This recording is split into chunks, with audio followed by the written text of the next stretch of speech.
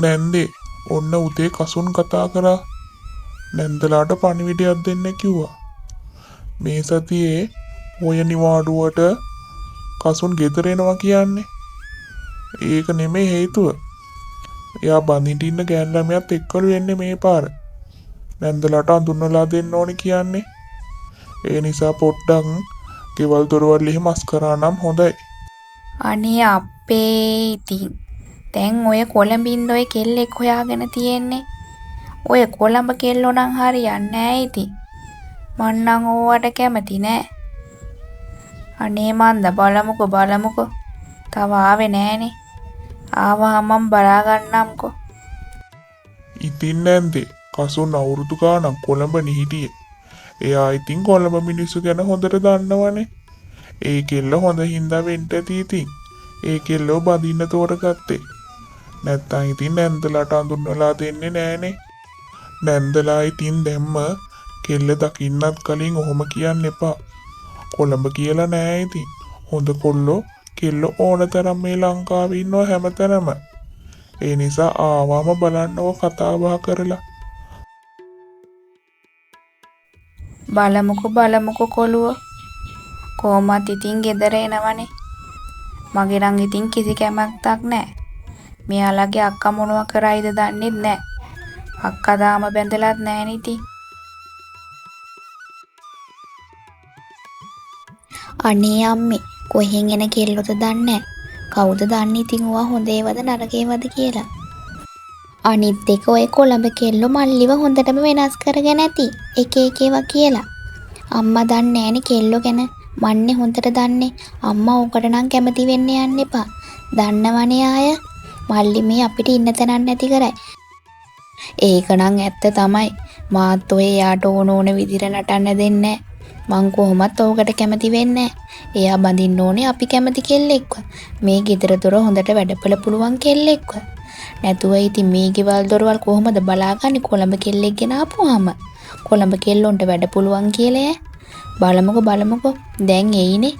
අහවම මං උන්දට හොඳ දෙකක් කියන්නම්කෝ. දැන් දුව කලබල නොවි ඉන්න. අම්මා දැන් මල්ලි ආවම හොරතල් කරන්න ලෑස්ති වෙන්න එපා. මොකද මාත් තාම බැඳලා නැහැ. මටත් හොඳ සල්ලිකාරයෙක් හම්බුණා මම බඳිනවා. නැතුව මේ මල්ලිලා වගේ හැමතැනම මං කොල්ල උස්සගෙන ඉන්නේ නැහැ. මල්ලිට නම් ඉතින් මොකෙක් හරි කමන්නේ උස්සගෙන ඉන්නනේ හදන්නේ. අම්මලත් ඕවට උල්පන් දුන්නනේ ඉස්සර. ඒ හින්දා තමයි ඔහොම නටන්නේ. දැන් හරිනේ.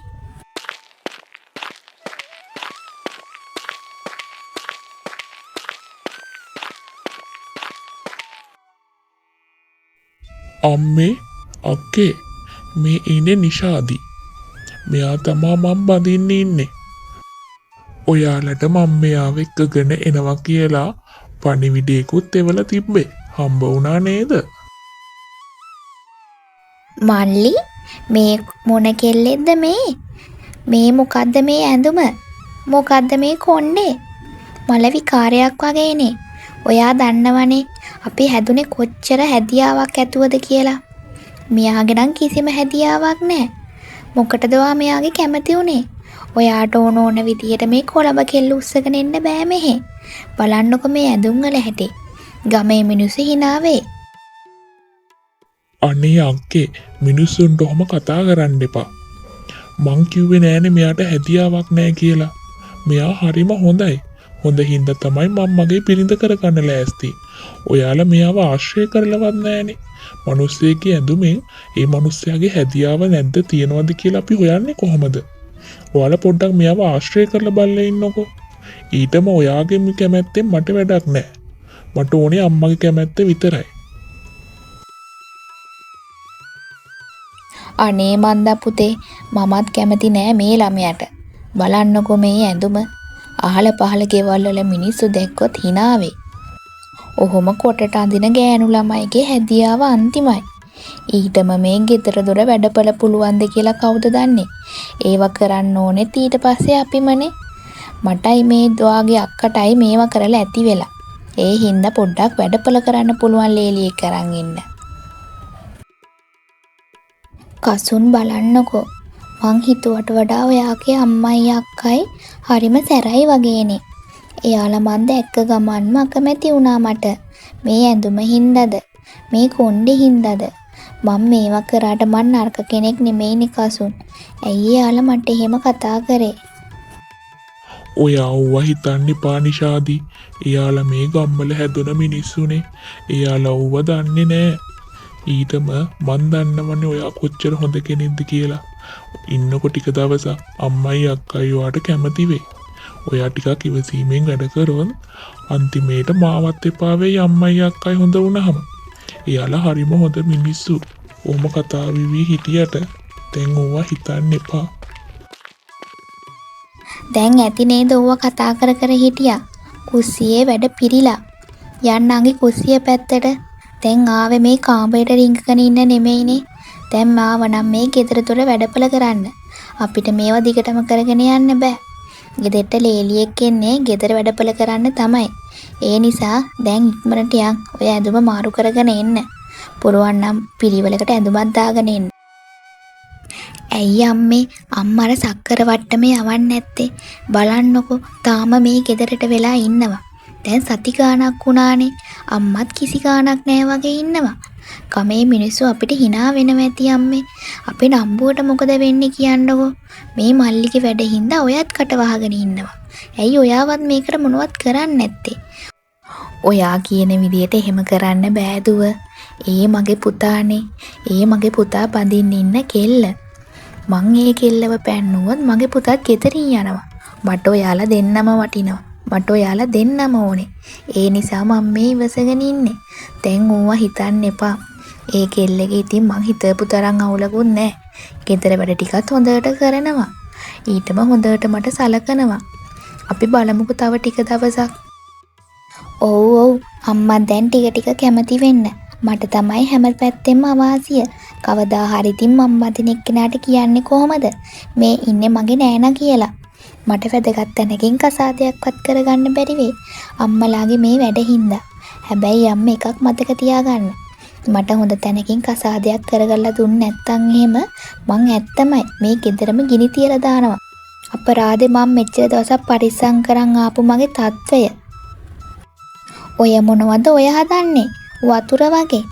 අපි රැයට කන්නේ නැද්ද? ඔය විකාර කණ්ඩද කියන්නේ? අපේ ගෙදර හැමෝටම රැයට බත් ඕනේ. අපේ මල්ලි වුණත් කැමති රැයට බත් කන්න. ඔය මොනවද හොද්දක් වගේ හදන්නේ? අනේ මේක හොද්දක් නෙමෙයි අක්කේ. මේක සුප් එකක්. මේවා තමයි රැයට හොඳ. ඩොක්ටර්ස්ලා වුණත් කියන්නේ රැයට සැහැල්ලු ආහාරයක් ගන්න කියලා. අදට විතරක් මේක කාලා බලන්නකෝ ඔයා. අනේ මේ නංගි ඔය විකාර නම් මට කන්න බෑ. මට බත් ඕනේ. අපේ අම්මත් බත් කන්නේ. අපේ මල්ලිත් බත් කන්නේ. ඒ නිසා ඕක නවත්තලා ඉක්මනටම ගිහිල්ලා බත් උයනවා. ව්‍යංජන 2-3ක් එක්ක. ඕවා හද මෙතන ෂේප් වෙන ලෑස්ති වෙන්න එපා. ඒ නිසා මං කියන විදියට අද ඉඳන් වැඩ කරන්න. අනේ දෙයියනේ මේ අක්කා කොච්චර නපුරුයිද? ඇයි මට කෑ ගහන්නේ? එයාට හොදක් කරන්න කියත් කෑ ගහනවනේ. අම්මේ අර බලන්නකෝ අද උදේටත් මොනවදෝ විකාර කෑමක් හදනවා. ඇයි මේ ගෙදර බත් උයන්නේ නැත්තේ? ඇයි අපේ ගෙදර හාල් නැද්ද? ගෙයක් දොරක් අතු ගන්නවත් දන්නේ. රෙදි ටිකවත් හොදන්න දන්නේ. අන්තිමේට අපිට තමයි හැමදේම කරගන්න වෙන්නේ. මගේ රෙදි ටික ඔක්කොම මුල්ලේ ගොඩ ගහලා ඒවවත් හොදන්නේ නැනේ මෙයා. මෙයාව නම් හරියන්නේ නැහැ අම්මේ. මෙයාව පන්නලා වෙන එක්කෙනෙක් අපි ගේමු.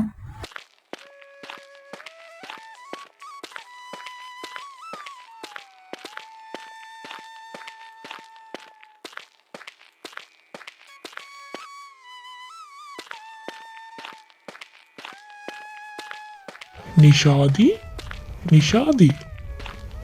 මොකද මේ කරන්නේ? නිෂාදි ඇයි මේ වා මෙච්චර රෙදි හොදන්නේ? කාගේද මේ මෙච්චර රෙදි? මොනවද මේ බෙඩ්ෂීට් හිටම් මෙතන තියෙනවනේ? ඇයි මෙච්චර රෙදි ගොඩක් මෙතන? ඔයා උදේ ඉඳන් රෙදි හොදනවද? ඔයා හොඳටම සීතල වෙලානේ. ඊටම මේ වහින්නත් ළඟයි වගේ. මේ සීතලේ හිටියොත් ඔය අසනීප. මේ මගේ රෙදි නෙමෙයි කසුන්. මේ රෙදි අක්කගේ. අක්කා මට රෙදි ගොඩාක් දුන්න කසුන් උදේ හොදන්න.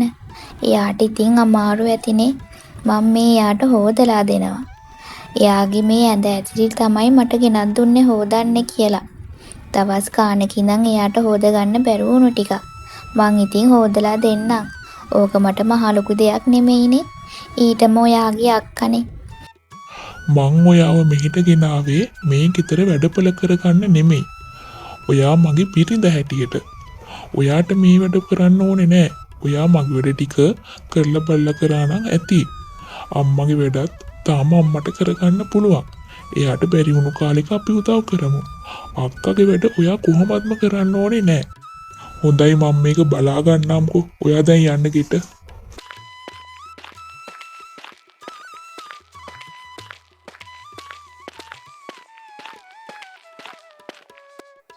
අම්මේ ඇයි ඔයාලා අර නිෂාදිට අනම්මනම් දේවල් කරන්න කියන්නේ? පවුනේ ගෑනු ළමයා. එයා ආවේ මාව විශ්වාස කරලා. ඊටම එයත් කොයි හරි සැපට හැදුණු ගෑනු ළමෙක්නේ. ඇයි ඔයාලට එහෙම හිතන්න බැරි? එයාට දරා ගන්න බැරි තරම්වත් වැඩ දෙන්නේ ඇයි?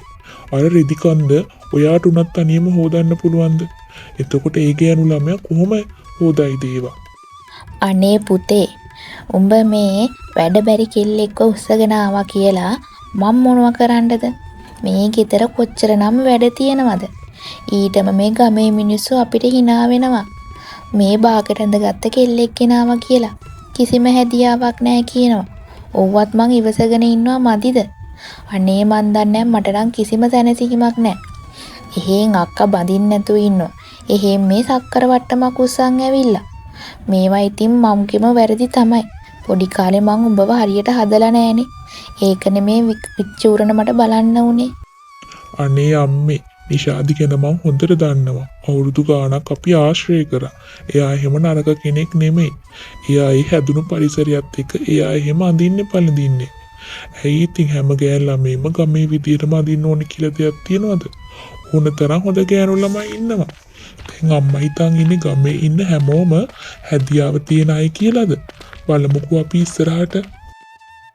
කසුන් අක්කා එකපාරටම එළියට ඇවිලා වමනේ කරා. ඊට පස්සේ කලන්තේ දැම්මා. මං අක්කව කාමරයට ගිහින් නිදි කෙරෙව්වා. දැන් අක්කා හරිම අමාරුවෙන් කිඳිටි ගන්නවා. අපි ඉක්මනට යමුද බලන්න.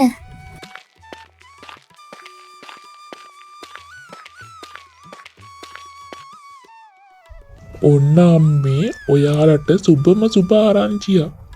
ඔයාලා දැන් ආච්චි කෙනෙක් වෙන්නයි යන්නේ. ඔයාගේ දුවගේ බඩේ දැන් පුංචි පැටියෙක් ඉන්නවා. එහෙනම් මං ගිහින් එන්න. අනේ අම්මේ, මට සමාව වෙන්න අම්මේ. මං ලොකු වැරැද්දක් කරා අම්මේ. ඇත්තටම මං අර ගමේ ඉන්න සුමන දාස අයියත් එක්ක සම්බන්ධයක් පැවැත්තුවා. ඇත්තටම එයා බැඳපු කෙනෙක් අම්මේ. මට සමාව වෙන්න. මම මේ දරුවව දැන් කොහොම හරි හදා ගන්න ඕනි.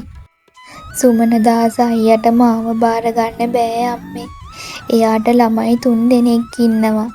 අනේ මගේ මෝඩ වැඩ නිසා අම්මේ මෙහෙම වුනේ. මට සමාව වෙන්න අම්මේ. මගේ අදින් ලොකු වැරැද්දක් වුණා. මට ආයේ ඒක හදන්න බෑ.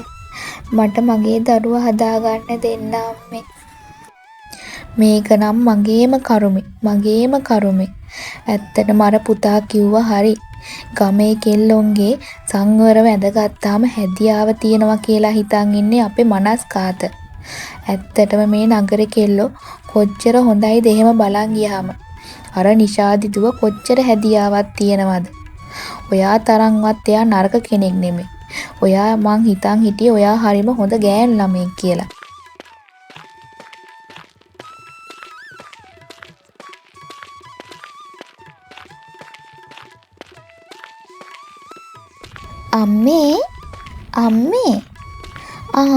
අම්මේ ඔයා මෙතනද?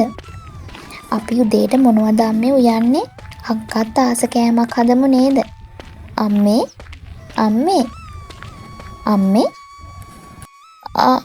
දුව, ඔයා මට කතා කරාද දුව? අනේ මම මේ වෙන කල්පනාවක හිටියේ දුව. අනේ දුවට කියන්න, දුව මට සමා වෙන්න ඕනේ. මං දුව ගැන කොච්චර වැරදි දේවල් කිව්වද? දුවව ආශ්‍රය කරන්න නැතුව, දුවගේ මේ හොඳ ක්‍රියා මන් දකින්න නැතුව දුව විවේචනය කරා. ඇත්තටම මට සමා වෙන්න දුව. ඒකට කමක් නෑ අම්මේ. දැන් හරි අම්මට මගේ අගේ තේරුණානේ. මට ඒකට හරිම සතුටුයි. ඒ වගේම අක්කට වුණ දේ ගැනත් මට දුකයි. ඒත් අපි මොනවා කරන්නද? අපි අක්කගේ බඩේ ඉන්න ළමයා හොඳට හදාගමු. කිසිම අඩුපාඩුවක් නොකර. අපිට දැන් තියෙන එකම බලාපොරොත්තුව ඒකනේ අම්මේ. අපි හැම දේ ගැනම සුබවාදීව හිතමු. මේ ගෙදරට ළමෙක් එනවා කියන එක කොච්චර වාසනාවන්ත දෙයක්ද? අම්මත් දැන් ආච්චි කෙනෙක් වෙන්න යන හින්දා වගකීමෙන් වැඩ කරමු. අඳින පළඳින විදිහෙන්, කතා කරන විදිහෙන් කෙනෙක්ව මනින්න බෑ කියලා අම්මට දැන් තේරෙනව නේද? අනේ ඔව් දුව, මට දැන් හොඳට තේරෙනවා. මට ඇත්තටම සතුටුයි අපේ පුතා ගත්ත මේ තීරණය ගැන. දුව මට ලේරි නෙමෙයි, මගේම දුවෙක් වගේ. ඇත්තටම මට සමා වෙන්න දුවේ. දුව තමයි මේ ලෝකේ ඉන්න හොඳම ලේලි. දුව මට සමාව දෙනවා නම් මට පුළුවන් සතුටින් ජීවත් වෙන්න. අනේ මගේ පුතාගේ වාසනාව.